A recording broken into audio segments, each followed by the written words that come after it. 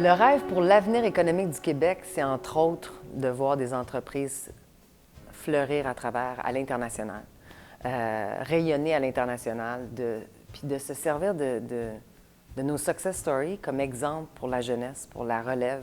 On est dans un très bon endroit pour pouvoir se former. Mais après ça, quand tu te mets à franchir d'autres étapes, à découvrir le reste du monde, bien, tu réalises qu'on est 8 millions ici sur 8 milliards.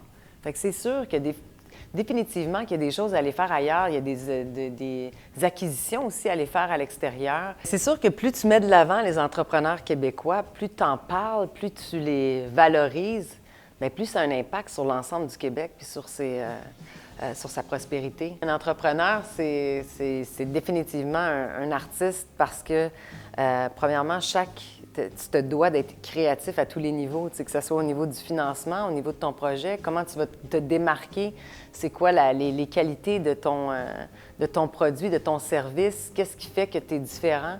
Donc, définitivement, il faut être créatif. Ma plus grande difficulté dans laquelle je me suis retrouvée, c'est sûr que c'est au niveau du financement, mais c'est à l'époque que j'avais eu la chance d'avoir un premier prêt puis de m'en aller à l'international. J'avais vu la réaction à Paris, j'avais eu la chance d'exposer mes produits à Paris et j'avais vu la grande réaction positive par rapport à mes produits. Et j'avais décidé de me lancer trop tôt avec une infrastructure qui n'était pas assez solide au Québec. Bien entendu, ça s'est avéré un échec dans le sens où je n'avais pas les moyens de pouvoir rester.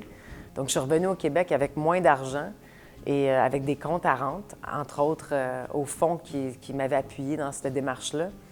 Et c'est là que je me suis mis à penser. Puis moi, j'ai l'impression que c'est là que l'entrepreneur se démarque.